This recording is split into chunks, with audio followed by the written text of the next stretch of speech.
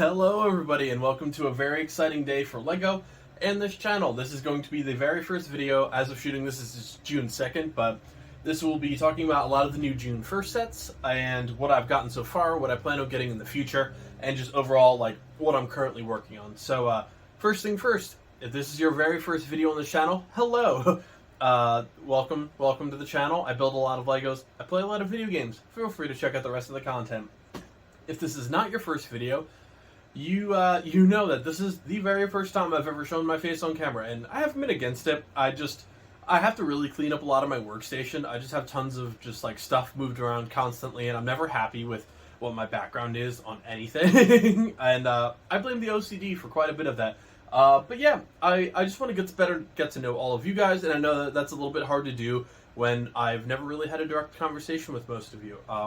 A few of you I talked to quite a bit in the comment section, and you're a recurring fan, and I really do appreciate that, but it's a lot easier for me to get to know you guys and for you to get to know me if we just have a little bit of a actual face-to-face conversation and not just looking at my hands and arms while building Legos. So hello, my name is Zach. I'm 25 and I absolutely adore building Legos, playing video games, just being a nerd in general. I do work quite a bit, so I do post every day, but I don't get as much time to just build Legos constantly as much as I would like to. However, going forward, I'm excited to say I do want to double down a lot more on my Lego content than my video game content. So we will be seeing a little bit of a switch there, but yeah, it's exciting. A little bit nervous to actually be talking to a camera, so I'm sure one of you will notice me doing something stupid. But yeah, thank you so much for helping me out with the channel. It's been an absolute pleasure doing this so far. As of shooting this at about 970 subscribers, so doing really well. My cat's also coming to make a visit here. Hopefully you guys can see this. This is Arthur. He's a bit of a nibbler, so he's giving me the absolute eyes right now. He just got back from the vet yesterday, so he's a little cranky, but yes. He interrupted a lot of my early videos as well. I'm gonna just sit him down off to the side. So he does like to jump up while I'm building quite a bit and bat Legos off the counter like nobody's business. But yeah, so thank you guys so much for just allowing me to absolutely just do my dream right now and build Legos and play video games in my spare time, and try and build the channel out of this. But without further ado and without all the rambling, yes, I'm going to be starting with the smaller Jurassic Park 30th anniversary set. This is set number 76958. This is the Dilophosaurus attack. The Jurassic Park lineup is a little bit of a mixed bag, I would say, and the reason I say that is because this set and the one behind it, which is actually my favorite of the lineup, they're kind of the only two that I would say I'm okay with the dollar amount that's attached to it. The main reason being that this one is $20 and the one behind is $120. Now, obviously that's a big difference, but this is a perfect $20 set in my opinion. You get a brick-built dinosaur, which if you've never looked into Jurassic Park Legos, they're rare. They typically hold their value very well. Some of them, like the Indominus Rex and some T-Rexes in the past, are very expensive because they're essentially one-off brick, just straight one-piece build figures that won't be released again, at least not in that vicinity. So they do often do really well, which is why you're going to see a lot of these sets that are expensive just because of one large piece of plastic.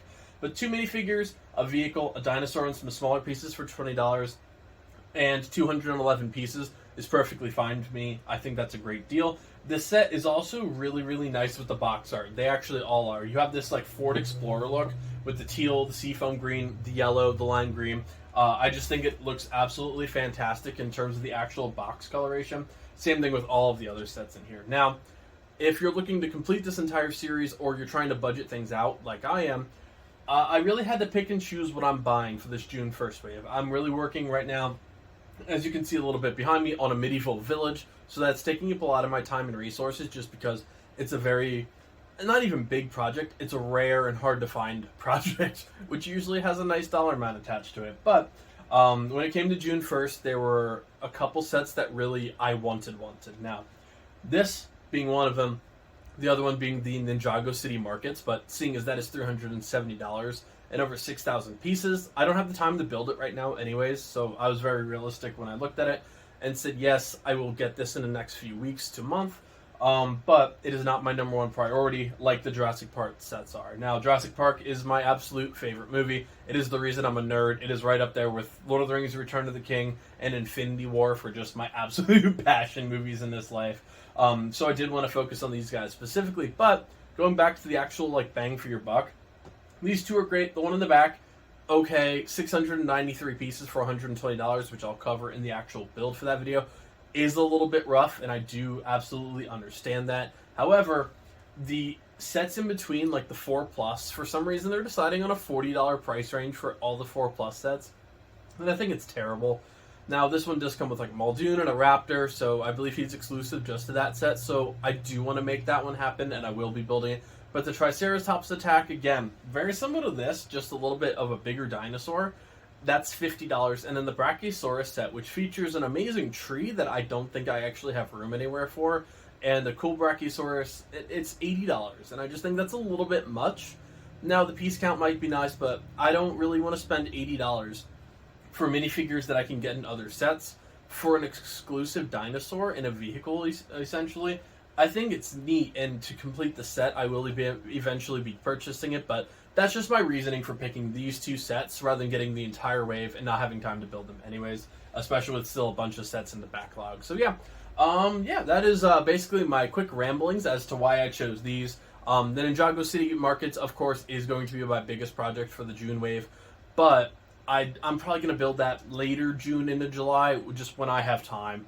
I already have the space actually marked out for it next to the city gardens, but with the Jurassic Park, at least I can just kind of sit it down and forget about it for a while, and it's just going to become a nice display piece. So thank you guys again so much, and it's nice to officially introduce myself and to meet you guys. I'm having an absolute blast, like I always say, so thank you all just so much for all the support, and I'll see you at the end of the build, folks.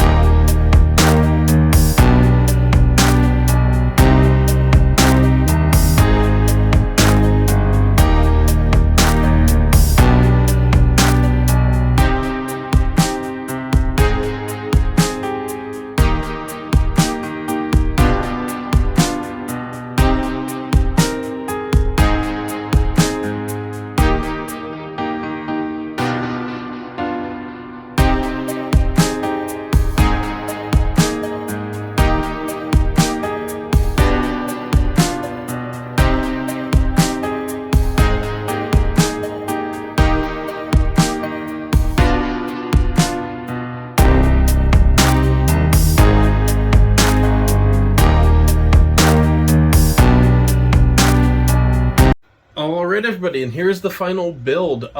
First of all, I'm excited to finish this up so I can turn the air conditioner back on. It is, I believe it was 95 the last time I looked, and it feels over 100. So definitely not a big fan of the heat. I'm a very much shorts in the snow kind of person. So I am ready for fall to happen already. We can skip right past the summer weather here.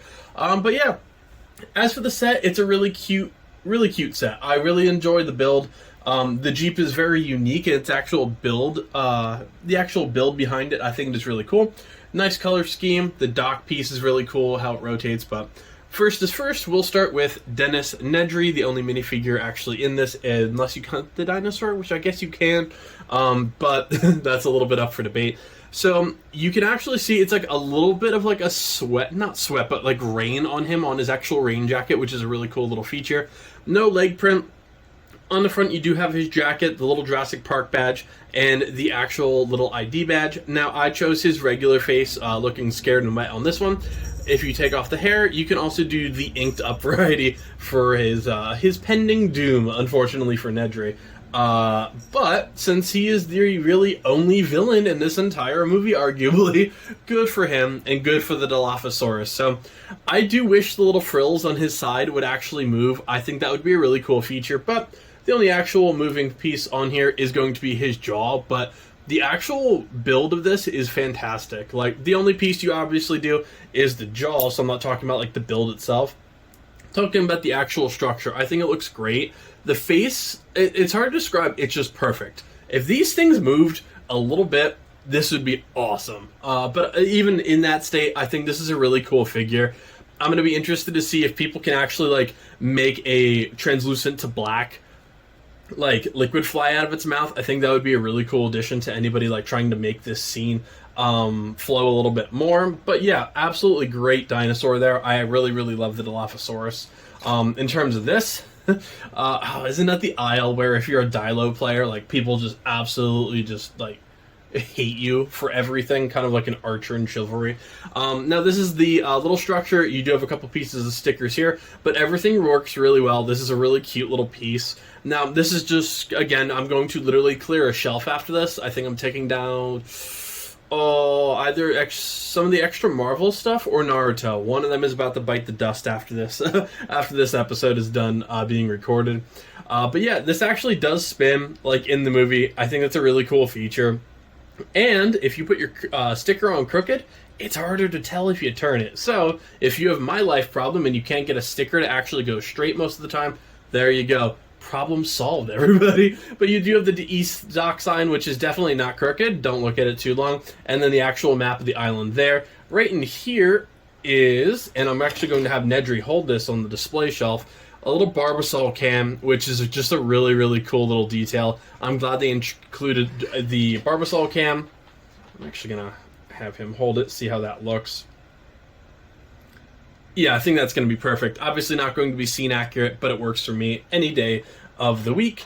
Then, of course, you do have some plant life as well, which is a really cool feature, and then a small white frog as well. So really cool small piece. This reminds me of like the Berlin sign from the Indiana Jones fighter plane chase, just better in my opinion. Then you have the actual largest piece, the Jeep. I think it's a really solid build. You have some really nice different colors actually shown on here. Interesting build strategy as well. I like that it felt a lot different than a Speed Champion set, and I do appreciate that. But all in all, it looks really nice. You have a nice blend of stickers and actual different colors and textures going around it. Spare tire on the back, of course, and a small license plate for JP number 12. I think this is a really solid build. If you want to put Nedry inside, you can also take off the roof and actually place him inside. I'm not going to worry about it too much, but this is going to be a really nice piece to actually complete the Jurassic Park like vehicle collection if that's something you want to go for. But yeah, I think this is a great set for $20. LEGO needs to focus on a lot of sets like this. I really do appreciate, don't get me wrong, these amazing $300 to $500 sets. But this is a really nice piece just to be able to say, hey, I'm going to get one of the new Legos. It's going to be a short build. It's going to be a really creative set. It's going to offer a lot of actual like small details. This is a really good example of just a set that works. One thing that I think would have been really cool for this, now that I'm thinking of it, a windshield that you could like switch on and off to either have mud or ink on it and stuff like that. I think that would be awesome. Also, I know it's not ink, it's just the easiest way to describe the Dilophosaurus essentially attacking him. Just the easiest way to actually sum it up for me. But just some other details like that, I think that would be a really cool addition to this. But for $20, this is the perfect set. Very ideal. I think this is a really great piece for pretty much any collection. You can add some of the smaller details to like a city if you want. I mean, the minifigures you can always add to something. Jurassic Park Jeep, throw that into a city as well. So at least you have some versatility with stuff like this. Now, one thing I've always wanted to do, I want to like a Jurassic Park style Lego setup, like a city, but like an actual paddock area for each dinosaur. It'd be very difficult. Most people, I think, don't want to sacrifice the room just for essentially the same paddocks over and over again. Now, this adds a little bit of detail back and forth, but it's still not ideal, I don't think, for anybody. I'm sure there's some out there. I've honestly never looked it up, and it's still a project that I would love to tackle one day. I just don't know if I can justify a huge area of a room when I'm already tight for space with the city, the castle setups, and everything like that. But yeah, that's a wrap on this build, folks. Thank you so much for allowing me to do my hobby and have an absolute blast with it. I don't stream. I upload a video at 11 a.m. my time every single day, and I do a lot of smaller videos at 5 p.m. as well, especially as I start pushing towards 1,000 subscribers. I want to start June off right. So this video should be out in the next day or two. I'm going to edit this immediately after, get this uploaded, and be ready to go. After this, I'm currently working on the medieval blacksmith right behind this, and then I do have the visitor center with the T-Rex as well. I just got what I'm going to do for my 1,000 subscriber build. It's not the most expensive set in the world, but it is something very rare that is going to be added to the medieval city. So comment in the, leave a comment if you know exactly what set I'm talking about. You probably do if you know Castle pretty well, but I want to hear it anyways. But yeah, that's a wrap, folks. Thank you so much for joining me. Thank you again just so much for all the enjoyment I'm getting out of this, and I hope you guys are too. And I'll see you in the next build, folks.